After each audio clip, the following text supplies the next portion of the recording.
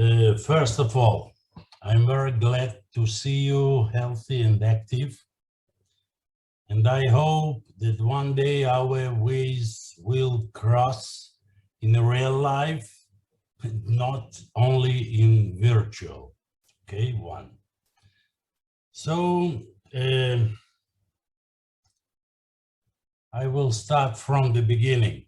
When I was 2-3 years old, and one asked me, "What do you want?"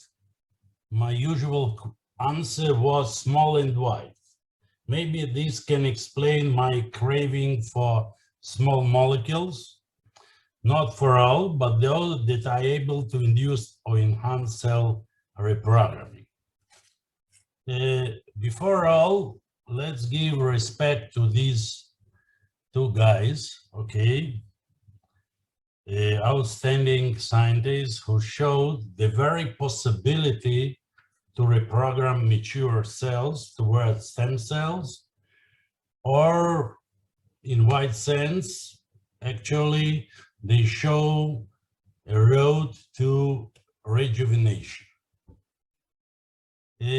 Yamanaka succeeded to do that with the 4 defined factors, transcription factors. After that, they received the name of Yamanaka factors, or OSKM, but this approach has obvious disadvantages associated with any, not only these, but any induction of genes intergenome. But are there any other way to achieve the differentiation? A bit later, after screening of approximately 10,000 compounds, I cannot imagine this work, Deng's group showed that this could be achieved and without defined transcriptional factors.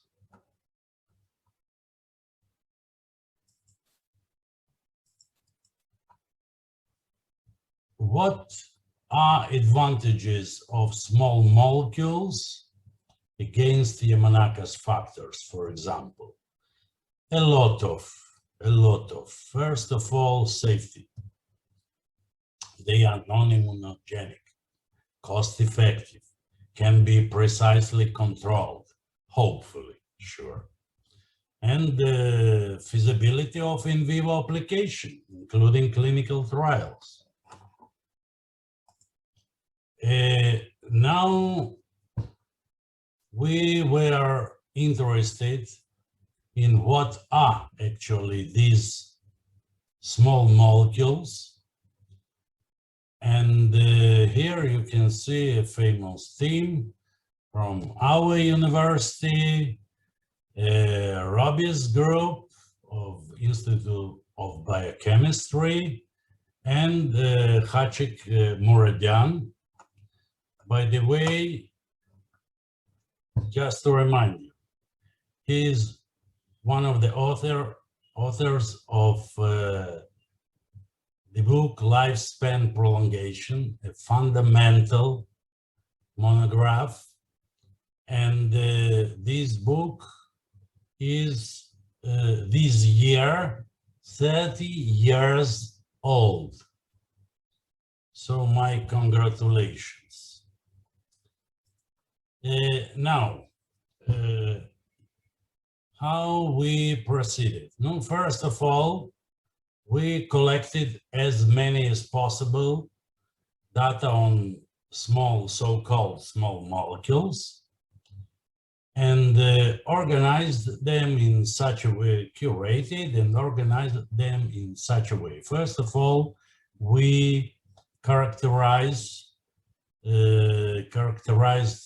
these small molecules and cocktails of small molecules that are able to induce cell reprogramming. And then we determine the targets of these small molecules. In parallel, we tried to evaluate how many of these small molecules are actually natural products and could be found in human body. On the other side, whether these small molecules were tested with regard to aging and longevity. Sure, we made the trivial systems biology analysis of KEC pathway enrichment analysis, network analysis, and especially we were interested in whether the targets of these small molecules overlap with Yamanaka targets of Yamanaka's factors or their pathways. Apart from that, we looked for overlap with genes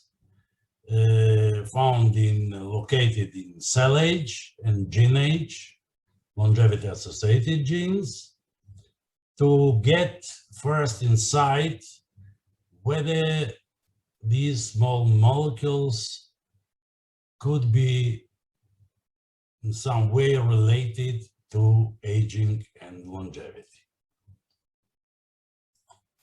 So how can I, okay.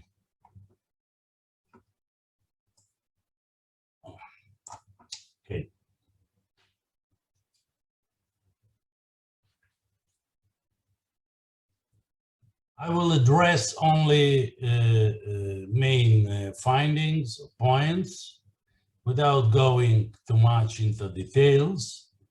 We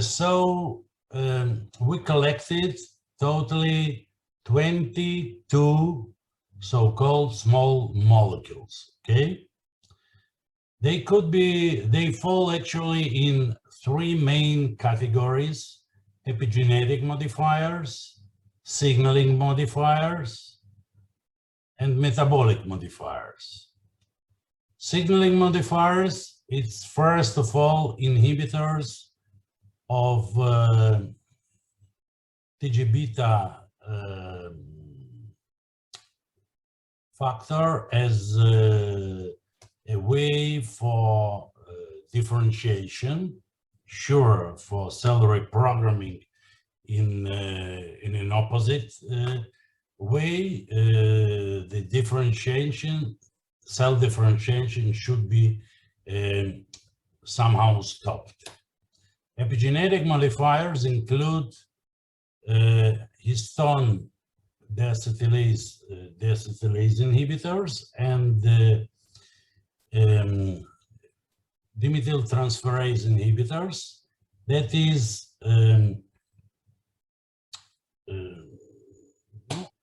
in such a way these small molecules affect epigenetics and gene expression in general. Metabolic modifiers, it's a very narrow class of compounds, and they were used first of all to switch oxidative phosphorylation to glycolysis. As you know, stem cells like as low oxygen as possible. And in each cocktails for induction of cell reprogramming, at least one representative of each of these class is found. Now, here we can talk a lot, but I would like to stress here one interesting point. Rabbi, what can I do about that? About what, Vadim? We see your screen. Okay. Among top enriched KEK pathways of protein targets of small molecules are well-known longevity and aging pathways such as mTOR signaling, FOXO signaling, insulin resistance signaling, and AMPK signaling pathway. Also, there are pathways for age-related diseases. First of all, unfortunately, to cancer. Now, the question arises whether these targets of small molecules could act in cooperative manner. And here you can see that this is the case. They form PPI, protein-protein interaction network, with a very high contribution of hubs to the network connectivity, interconnectivity. And according to its topology, it is network of scale-free topology, and meaning that the process of cell reprogramming should be quite robust and protected from the effect of random attacks. The same we can see also for cocktails. In total, there are 10 cocktails from 3 to 10 small molecules. And as you can see, this fraction of targeted proteins that form a continuous network is much, much higher than that forming by a random sampling. A special question is if the targets of small molecules overlap with the targets of defined factors. Here we analyzed these overlap with Yamanaka's factors. It was a bit of surprise, but only for one cocktail we found a significant overlap of 15 targets. For all other 9 cocktails, this overlap was insignificant. It means that the targets for cell reprogramming induced by small molecules and targets of defined factors are different.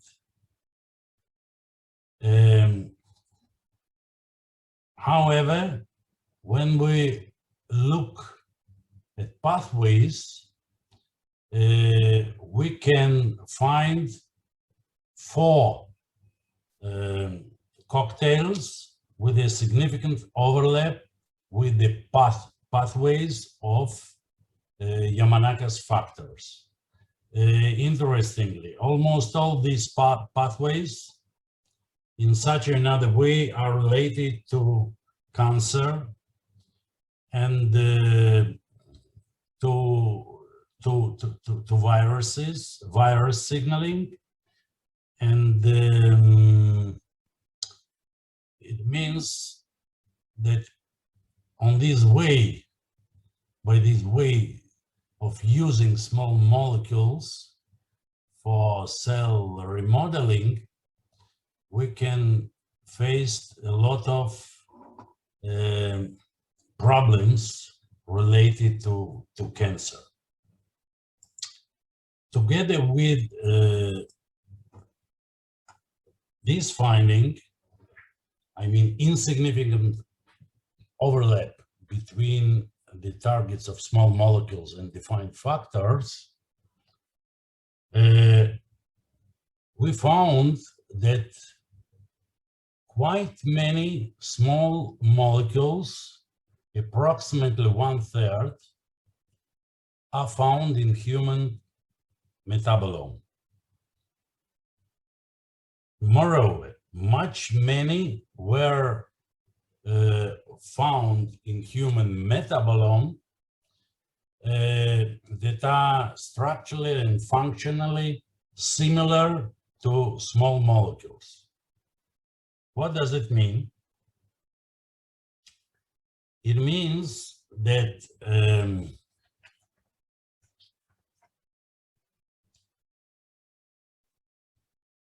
these small molecules can represent a natural mechanism of cell reprogramming, which, together with transcription factors, stemness-associated transcription factors, may induce reprogramming in adult organism. This is, of course, only hypothesis at this moment, but hypothesis which is quite plausible.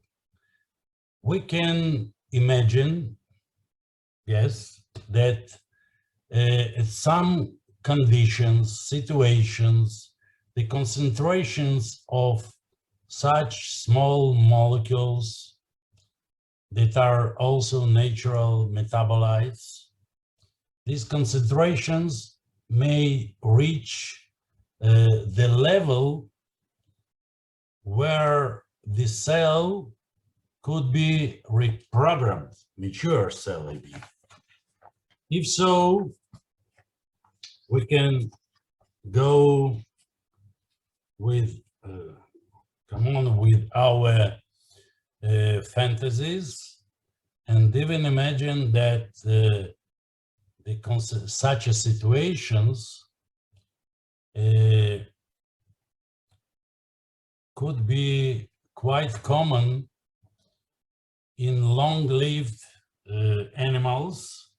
So this may be one of the explanation of the origin of extreme phenomenon of extreme lifespans. By the way, we found significant overlap with our small molecules with drug age.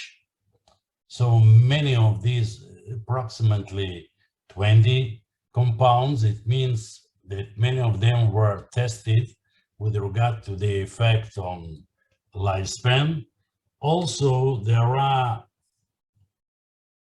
quite many targets common with longevity genes and also with cellular senescent genes. So the processes of cell reprogramming seems to be intimately connected to the process of aging, longevity, and age-related diseases as well. So we can say that it's our hypothesis that once all cells were stem cells and they have not forgotten this. Moreover, mature cells remember how to come back to youth and stemness. And I think that this way is the most promising way in our field. Okay, thank you for your attention. Thank you very much, Vadim. Any questions for Vadim?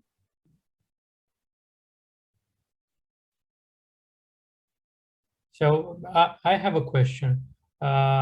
We actually haven't thought about this as a follow-up maybe to our work. Would it be maybe feasible to look for such small molecules or targets of them in species that have known regenerative capabilities, like salamandra or something like this? Do you think it would be feasible? Axolotl. Yeah. It could be an excellent idea. Where to get salamandra and axolotl? Tell me, please. That's the question. Do we have, maybe we have the transcriptome of this, right? We could at least check by information. It could be done. I would like to maybe to add one more point, important point. Quite many small molecules are recognized drugs. It means that they do not need any FDA or any these toxicity experiments. You know, they do not need this very, very long way for approval, and they could really be used, I hope, in clinical trials, not in the far future, but quite near future. No, at least for testing in vivo for sure. I mean, in model organisms. Yeah, probably in model organisms. With clinical trials, it's a bit more complicated. Yeah. Yeah. Okay. Thank you very much, Vadim. Thank you.